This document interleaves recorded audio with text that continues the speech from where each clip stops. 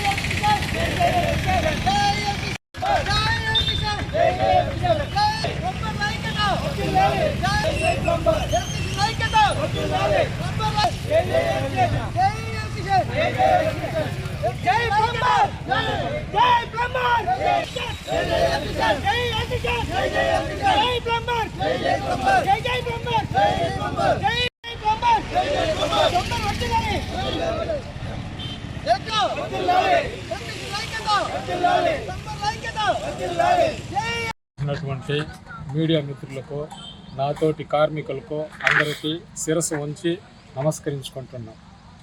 ఈరోజు జనవరి 27వ తారీఖు అంటే ఎలక్ట్రీషియన్ డే. 1880వ సంవత్సరం మనము బల్బుని కనిపెట్టిన థామస్ ఆల్వా ఎడిసన్ గారు రోజున ఈరోజు మనం ఎలక్ట్రీషియన్ డే అనేసి రాష్ట్రమే కాదు నేషనల్ ఎలక్ట్రీషియన్ డే అని ప్రకటించాం. 5 రాష్ట్రాల్లో మన ఎలక్ట్రీషియన్స్ యూనియన్స్ అంతా ఉండాలి కాబట్టి నేషనల్ ఎలక్ట్రీషియన్ డే అనేసి ఈ సందర్భంగా మనం ప్రతి సంవత్సరం ఈ 27వ తారీఖు మనకు ఆ రోజు లీవ్ కావాలనేసిందని గవర్నమెంట్తో కూడా వినతి పత్రాన్ని లోకేష్ గారికి, మన కార్మిక శాఖ మంత్రి వాసంశెట్టి సుభాష్ గారికి కూడా విన్నపం ఇచ్చాము. అదేవిధంగా రాష్ట్ర వ్యాప్తంగా మన ఆంధ్ర రాష్ట్రంలోనే మొట్టమొదటిసారిగా 4 లక్షల మంది ఉండాలనేసి గవర్నమెంట్కి తెలిపి, అటు తర్వాత తెలంగాణ, కర్ణాటక, కేరళ 5 రాష్ట్రాల్లోనూ ఆంధ్రప్రదేశ్తో కలిపి 5 రాష్ట్రాల్లో కూడా మన ఎలక్ట్రీషియన్లు అంతా ఎంతమంది ఉండాలని ఐక్యతగా ఉండాలటనేసింది. మనం గవర్నమెంట్కు ఈ 4 లక్షల మంది ఉండాలని తెలిపేదానికి ప్రతి ఒక్కరు స్టేట్ కమిటీలో 1000 రూపాయలు రిజిస్ట్రేషన్ ఫీజు కట్టి మనకు రావాల్సినటువంటి గవర్నమెంట్ ద్వారా రావాల్సినటువంటి ప్రతి కార్మికునికి ఇన్సూరెన్స్ కావచ్చు, ప్రమాద శాతం ఏ విధంగా జరిగినా కానీ, ప్రతి ఒక్క బిల్డింగ్ విషయం కావచ్చు, మన ఫ్యామిలీలో వచ్చిందని పిల్లలకు కావాల్సిన చదువులకు కానీ, వాళ్ళకి ఏదన్నా ప్రమాదం జరిగినా కానీ అన్ని విషయాలని మన స్టేట్ కమిటీ కార్యదర్శి శ్రీహరిరావు గారు, అధ్యక్షులు సత్యనారాయణరావు గారు వీళ్ళంతా కూడా పోరాడి చేస్తున్నారు. కాబట్టి అందరూ ఐక్యతగా ఉండి మన ఎలక్ట్రీషియన్ డే అనే కాదు, మనము చేసే వృత్తిలో కూడా నైపుణ్యం ఉండాలా, కస్టమర్కు ఇబ్బంది పెట్టకుండా ఉండాలా, క్వాలిటీ మెటీరియల్ వాడాలా, మనం చేసిన పనితో ప్రమాద శాతం ఎవరికి ఏమి ఇబ్బంది జరిగింది అనేసి ఎక్కడ కానీ ఒక చిన్న న్యూస్ కూడా రాకూడదు. మనము ప్రమాద శాతం ఇబ్బందులు పడకుండా ఉండాలా. అదేవిధంగా మన బంగారుపాలెం మండల సిఐ కత్తి శ్రీనివాసులు గారికి కూడా విన్నపం ఏమనగా, పని కోసం 3 వెళ్తారు, హెల్మెట్ ఉండదు, వాళ్ళు కేసు రాసి పోయేది కూలికి, కేసు రాసిందని ఇబ్బంది పెట్టి 500, 600 అంటూ కూడా మన కార్మికుడు ఇబ్బంది పడతాడు. అది కూడా మీ మీడియా మిత్రుల ద్వారా మేము కూడా నేరుగా స్టేషన్కి వెళ్ళి అందరి సమక్షంలో మేము పర్ఫెక్ట్గా ఉంటాము. అయితే కూడా రిక్వెస్ట్గా మాకు ఏదో మా లేబర్కు చేయాల్సినటువంటిది వాళ్ళ విధుల్ని మేము కరెక్ట్గా నిర్వర్తిస్తామనేసి ఈ మీడియా మిత్రుల ద్వారా అందరికీ నమస్కరించి ఇది చేసుకుంటాం.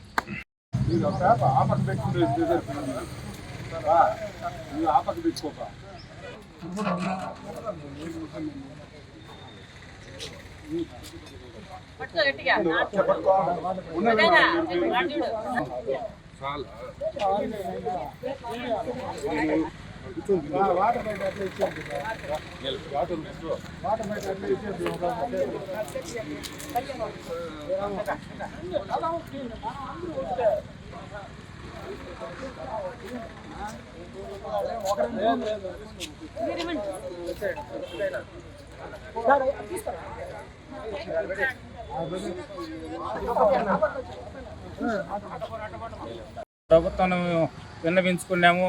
అదేవిధంగా మన నాయకులు మాట్లాడి కూడా గవర్నమెంట్ తరఫున ప్రభుత్వం స్థలం కానీ కేటాయించి చూపిస్తే మేము ఇస్తామని హామీ ఇచ్చినారు. అది కూడా కొందరితో కలిసి ప్రభుత్వం స్థలం ఎక్కడుందో చూపిస్తున్నామంటే మేము ఇస్తామని కూడా వాళ్ళ మాట చెప్పినారు మాకు. మీరు సుమారు ఎంతమంది ఉన్నారు? సుమారు మేము 300 నుండి 350 మంది మండలంలో ఉన్నాం. నమస్కారము. ఈరోజు జనవరి 27వ తారీఖు ఈ రిపబ్లిక్ డే మాదిరిగా ఒక ఎలక్ట్రీషియన్ డే మాకు కూడా కావాలని చెప్పి అందరికీ ఒక డే ఉంది.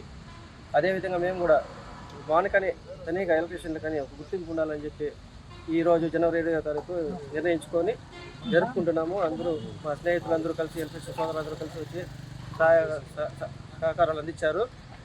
అదేవిధంగా అక్కడ అంబేద్కర్ విగ్రహం కాడి నుంచి ర్యాలీ రావడం జరిగింది గవర్నమెంట్ హాస్పిటల్ వద్దకి.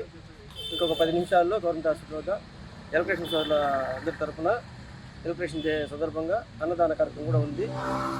అదేవిధంగా గవర్నమెంట్ కూడా మేము ప్రపోజల్ పెట్టడం జరిగింది.